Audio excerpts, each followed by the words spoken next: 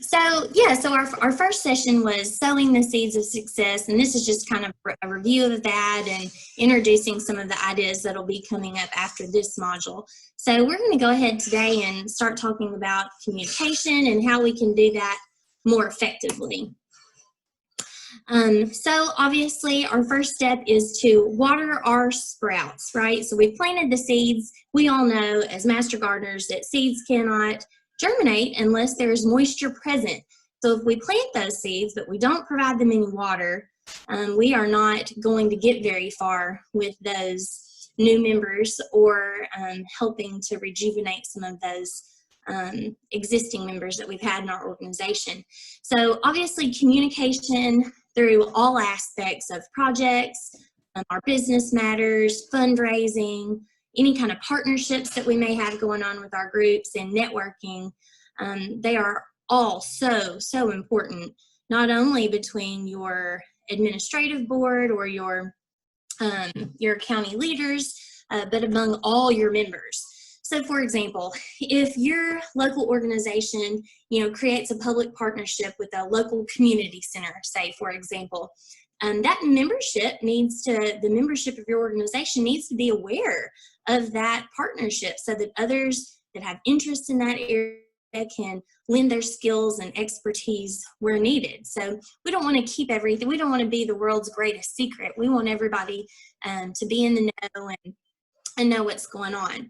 Another situation that we may come into is that leaders within our organization, they really need to strive to take charge and follow through with all efforts to maintain clear communication channels and transparency among their members. We don't want the members of our organization feeling like there are things going on behind closed doors that they don't know about. So one way that you might be able to address the situation in that type of situation would be, let's give quarterly financial updates to our general membership. If you have a board that is control of making those financial decisions so that you don't have to address those with your entire membership every time you have a gathering, a general membership meeting. This could be a way to bridge that gap. We want our members to know what our fundraising efforts are going towards and the things that we're supporting and the monies that are being spent to support our projects, etc. So we want to be, very transparent about the things that are happening within that group. All right, so then we're going to move on, and I've added some other little titles here at the tops of each slide so you kind of know like where my conversation is heading, because sometimes it's not clear until the very end. That's kind of how my brain works. So here we're going to focus on some of the different communication channels that are available to us and how we might be able to use them more effectively. So obviously we need to find that sweet spot for internal communication for our groups. It's so crucial for the success of that organization. So, if you have 50 people in your group and only 10 of them check their email on a daily basis, email may not be your leader choice of form of communication. We may need to do a little asking around or some polling to actually figure out which communication channels that people are using most frequently. So even if you only, say you do check your email, but you only check it once a week, if there is important time-sensitive information that needs to be delivered to your membership, that particular member may not, be in the loop. And then what's happening is we don't feel like we have inclusion with our entire group, and people feel like they're being left out of the loop, and we don't want that to happen. We want everyone to have access to the same information in the same timely fashion. So, of course, as I mentioned, email is our traditional standby. That's generally what I use for my, in our organization. And if I have information, a large amount of information that needs to go out to the membership, but again, not always the best for time-sensitive reminders and so forth. So in some of those situations, we might want to utilize some of these new apps to help keep members up to date and know what's going on. And this could be especially important for our newer members, those who are trying to get more involved and they need to be able to get those 40 hours to gain their certification, and they really want to be right in the middle of everything and know what's going on. So there, we do have some options. Some of you may use the Remind option, which is, application, which is really good for some. Another app that I know some people use is called Sign Up. We use that one, and we use that to manage all of our volunteer projects, and it automatically sends reminder emails to those who've signed up for project dates. I can send messages to people if that particular project gets canceled or we have to change the date or the location. I can use that sign up application and send everyone who signed up for that particular project information about what's going on. So there are several different useful apps out there, and I'm sure that you guys have more, or various ones that you're using, and we can talk about those when we get into our breakout sessions. I want you all to share those with each other and see what's working good for some and what's not working good for others. Next on the list of communication channels that I wanted to address and you all to discuss as well later is the ability for your membership to access sensitive information. So this would be, member contact information. Many of you may have a printed directory that you update every couple of years. That's great. But what if you lose your directory and then you don't know how to get in touch with someone via email or phone? Our new reporting database has a wonderful ability for us to go on there and see a digital directory on there. So that's one option that you always have, and that is password protected. We all know that. You can't get in there without your password. So that is something that's already in place that we should utilize as much as possible. Another issue is, sometimes you have documents that you want to share within members of your organization, or PowerPoint presentations and things of that nature, but you don't want them to be available to other people. So perhaps you might want to start utilizing something like a Google Drive or some other type of sharing app where you all could have access to that information, or it is behind a password protected website page within your county website or something similar to that. So those are some other issues, that I know all of us face and that you guys might want to address when we get into our breakouts. Another option that we have are private Facebook groups. So these can be useful in some situations. Again, you've got to have an administrator who's going to be over that.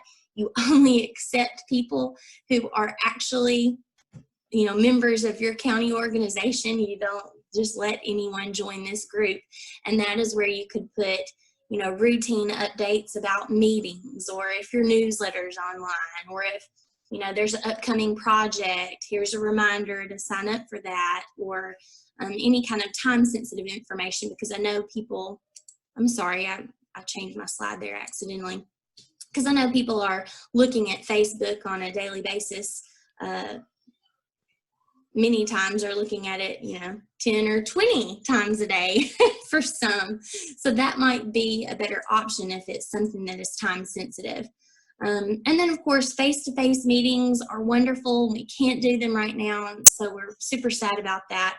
But there are some other channels we can utilize, like Zoom, which we're on today. And I'm so proud of you all for, being open to learning how to use Zoom over the past year. We started using it last year, and so we were all kind of set up and ready for this change when it came. I feel like at least that was on our side, and we already had that in our pocket and knew how to manage these. So that's wonderful. Lots and lots of options out there. You can do, there's more than just Zoom. There's all kinds of online conferencing apps. You could do Skype. You could have, Facebook Messenger. You can do, there's a Google Duo video messenger app that you can use as well. So there's lots of different options out there.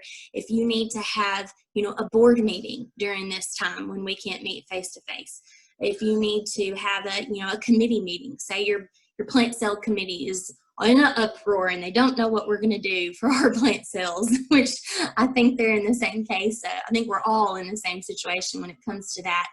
And so use some of these available technologies so that you can get together and you can still communicate about all these issues that are, you know, so important and they're weighing on everybody's minds. And so don't let not being able to meet face to face hinder you when you're trying to still carry out some of the fundamental planning and decisions that need to be made within your group. All right, so moving right along. So obviously, the sprouts need water to germinate. Well, they need water to sustain themselves as well. So in order to grow and produce fruit and hopefully go on to produce seeds so we can plant more sprouts, we've got to keep giving them that water. So we can't just give them a little sip of water at the beginning and then take it away. This needs to be something that is we sustain throughout the entire process. You know, follow through on everything that we do is critical, whether it was a success or a failure at any point, you know, during this whole process is not the issue. The issue is that we stuck it through. We want to be able to share the information of, for example, I was getting a little off topic. So for example, you're keeping them informed about, you know, a new partnership that's been created with you and say this community center. Okay, so everybody's knowing about this new partnership we have. They're getting excited about the things that we might do. Some members come to you who enjoy speaking in public. They're like, oh, we'd love to do some classes out there. You're like, okay, new ideas. We're recruiting new people. You're still communicating that to your organization. We have the member, you know, we've got the partnership. Now we have members interested. We're going to set up some project days. And you've got to continue that on. Once you recruit people for the project, it doesn't just stop there. We want to let the rest of the membership know how things are going, right? So are you having good successes? Let's take some pictures and share that with our members, the people who aren't involved with that project. That might inspire them to help out, join the effort, and grow that project. So if we don't share our successes or the things that are happening in our projects, then we're not going to be successful at growing that project. And then finally, in the end, say it's come to completion, of course, you need to thank your members who volunteered to help you do that and recognize them to the rest of the membership. And that really, you know, closes out the entire length. And hopefully it doesn't ever end. Hopefully it's a cycle. And then that new group takes over, those who were inspired by the initial volunteers' activities, and it just continues. That's the hope. That's, you know, the goal in the end. So don't, you know, it's great to be all, you know, providing plenty of water at the beginning, which we all try to do for those new members and interns. But our existing members need it too. You know, they get thirsty. I get thirsty sometimes. I need to be renewed. I need a drink of water to keep me going. And seeing the successes and the things that are going on within our organization help get me through those dry periods, if you will. So I hope that makes sense. We don't want to just only focus on that very beginning. We need to carry it all the way through. All right, now we want to talk about, I wanted to transition a little bit and talk about how we need to be open to fresh ideas. So the little quotes that you see up here, Melody found these and they're so cute, but this is what you don't, this is what you don't want. So if you do what you've always done, you'll get what you've always gotten. And that's fine. Sometimes the things that you're already doing are great and you are getting great results already, but that doesn't mean that that's the only way it could be done. That doesn't mean that those are the best results that you could get. You could always have a greater impact. We could always change things up, keep quiet and maintain the status quo. You know, sometimes people, new members, especially coming into an organization, they feel a little intimidated because there are other people who are so established and, you know, very involved, which is wonderful, and that's what we want. but we want to provide a sense of inclusion for those people so that they feel like they're part of the organization and ideas that they have would not be brushed under the rug just because, well, we've never done it that way before.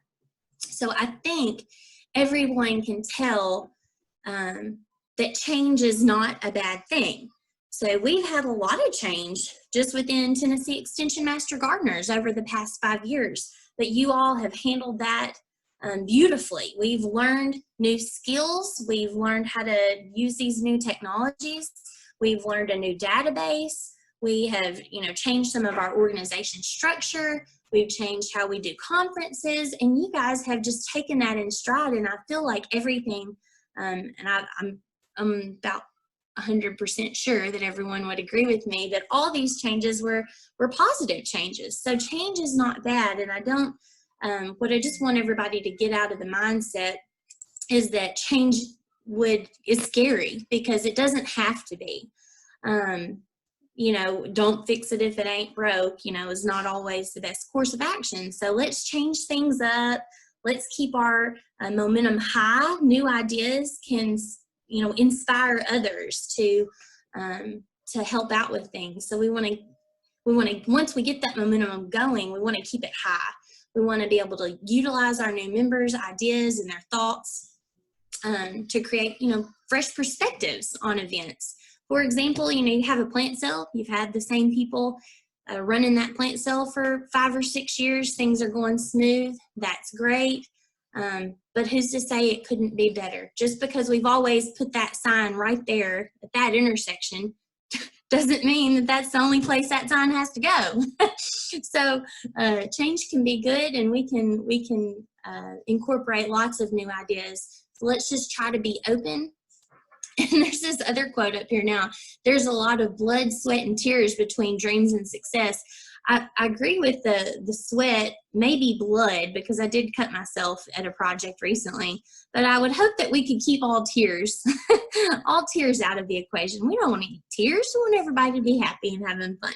So maybe blood, there's a lot of blood and sweat between dreams and success. And I think, I know that our groups are successful at reaching the community with horticulture information, and I know that you all are making wonderful impacts in your areas, but we can always do better.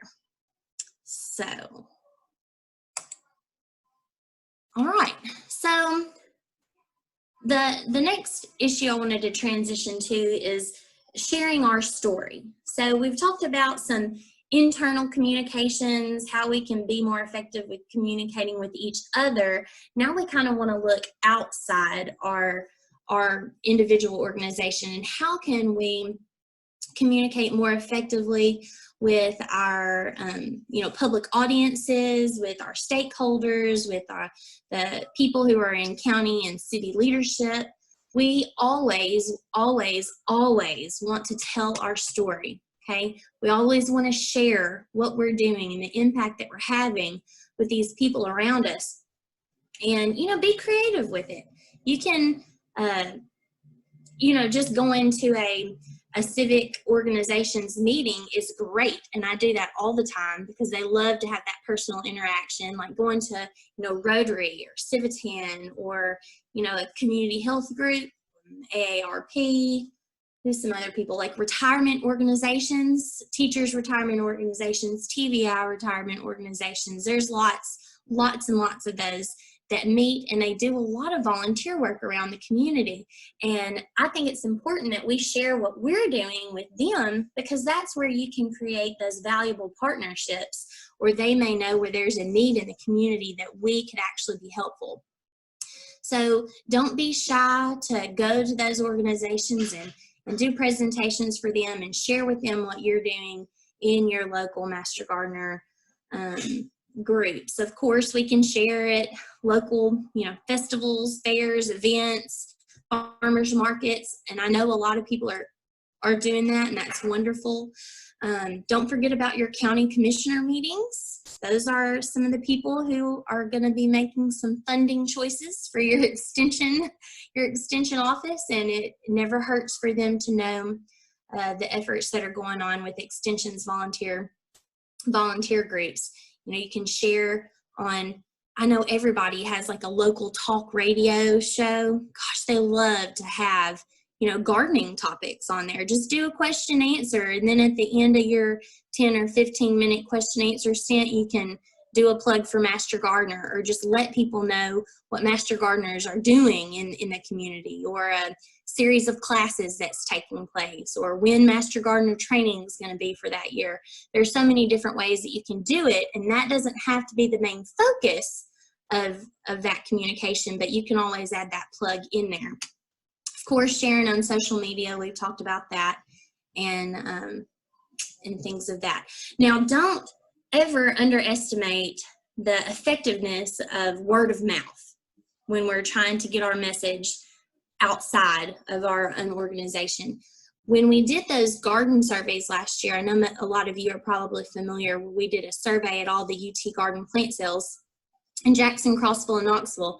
And when we asked them how they found out about those sales, social media and word of mouth were the top two.